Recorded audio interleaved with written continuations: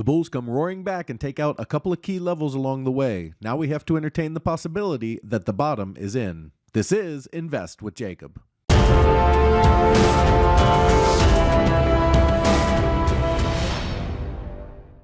Okay, guys, so the bulls came roaring back yesterday, taking out the previous day's high, 39.22 and 39.50 on their way up in an explosive move. This has all eyes on 40.40 as the next level. However, it also brings to life a count I talked about a few weeks back that might signal the bottom is in. I'll get into that in just one second, but first, if you're new here, welcome to the show, guys. My name is Jacob Gabbard, and this is Invest with Jacob, where we use Elliott Wave Theory to break down the SP 500 and the NASDAQ. I highly encourage you to hit that subscribe button down below so that you can get our daily S&P updates, our trade setups, and our buy alerts. All right, guys, with this explosive move up, we do have a count that could signal the bottom is in. So let's jump into the chart and take a look. Okay, guys, so here we are on the 2-hour futures chart for the S&P 500, and we're going to go over a few different counts, actually, and we're going to start with our primary count. So the primary count off of this A-wave low was an A, B, C up towards 40.30 to 40.50 in that area, and we got our A and B in place. Then we got that explosive move up. And then yesterday, or 2 days ago rather, we got that pullback that was deeper than we expected. So that move up we're counting as wave 1 of C, then the move down in 2 of C. This move up here is now in 3 of C, and then you have 4 and 5 higher. Now the 3 should top around 39.80 to 4,000. Then we'll look for a wave 4 pullback, and then 5 up to complete the move in that 40.30 to 40.50 area. From there, we would look for a pullback down to the 3,800 region for wave B. And then from there, we would look for a move higher towards 4,200. So that is our primary count, and that's what we've been following for a while now. But a few weeks ago, I did mention that the bulls could build a leading diagonal off the bottom, but diagonals are untrustworthy, and we would not even put it on the chart or consider it until the bulls started to prove it, and now they are starting to prove it. So when we got this 3-wave move up, we were looking for a 4-5 to get 5 up off of that low, and we didn't get it. We got this 3-wave move up, and then it collapsed down.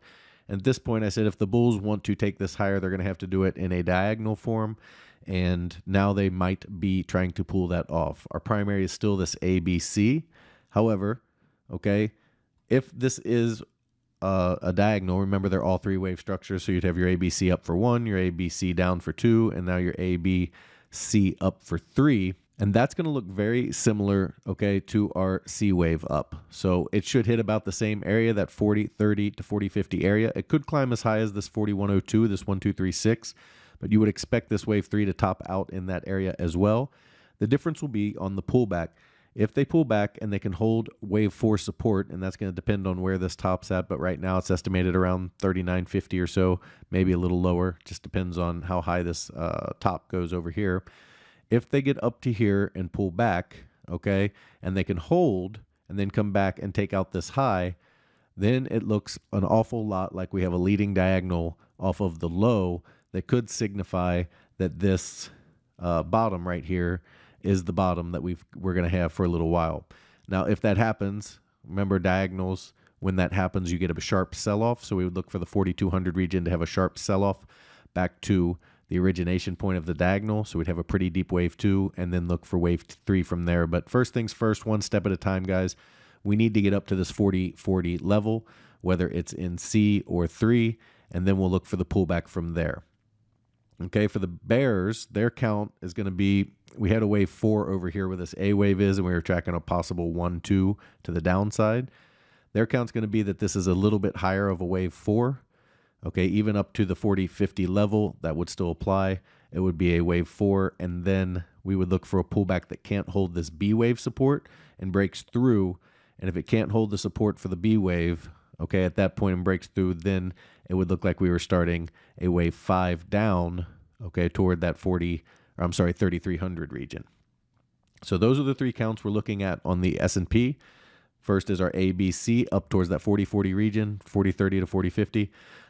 The second is the leading diagonal, where we would also look for that 40.50 to possibly as high as 4,100 region, but then would see a smaller pullback into the 39.50 region and then up towards 4,200 in a more direct manner.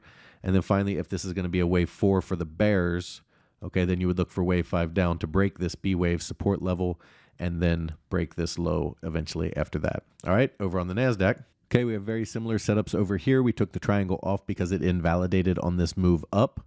So our primary is the A, B, and then C up here to the 12,545 area or 12,550 area. And then we would look for a deeper pullback toward 11,700 before seeing a C wave up towards 13,700. In the diagonal, which they have on the NASDAQ as well, you would have your wave 1 up, your wave 2 down, and then your A, B, C up here. Same area, 12,550 to as high as 12,828 on this wave 3. But then the difference again, the pullback would hold this wave 4 support and push higher and break this wave 3 high. And in that case, okay, that gives us a pretty good 5 up leading diagonal off of the lows. And then because it's a diagonal, we would look for a pretty good sell-off after that holds support and then starts back up in wave 3 from there. Guys, if you love the information that I put out in these videos and you want real-time market updates from me, you need to check out investwithjacob.com. Okay, there's a link down in the description. Go ahead and click that link and it will take you right over to the website. Once you get there, check out our membership plans area. We have 2 incredible plans and they both come with a 7-day free trial because I want you to get in there, try it out, and make sure you love it before you ever spend a penny. Okay, our first room is the Invest with Jacob room. That's my room. You get all of my real-time market updates, all of my buy and sell alerts, as well as all of your Elliott Wave questions answered. We trade the SPY and the QQQ, and we swing trade, which means our trades can last anywhere from a few days to a few months. So we don't trade quite as often as a day trading room. However, if you are looking for day trading as well as individual stocks, you need to check out PT's Throne Room. In there, you get everything you get in the Invest with Jacob room, as well as individual stocks, day trading, and PT's reduced risk binary method that just crushes the market. The way he structures his trades allows you to get in for very cheap and make huge gains on your money. It's a very unique trading style that you kind of have to see to understand. So that's why we give you that 7-day free trial to get in there and make sure it's for you, again, before you ever spend your money. He also started a challenge account where he put $4,000 into a small account and builds it using disciplined trading methods using mini ES futures. He has averaged 3 to 4% gains per week in there, showing you how to build a small account into a huge retirement or savings account. Guys, we would love to have you in the room so we can make some money together. All right, guys, key takeaways for today. We are watching the 2 bullish paths to the 40-50 area. They both have the same type of path up. Then the pullback will kind of tell the story from there, whether they can hold the wave 4 support or the wave B support. However, if they can't hold either, then this looks like a higher wave 4, and then we have a start of a wave 5 on our hands down towards about 3,300. Over on the NASDAQ, same type of setup. We're looking for waves at 3, 4, and 5 to complete this C wave so that we can up into this 12,550 area, and then we would look for that pullback, see if it can hold 4. If it cannot, see if it can hold B.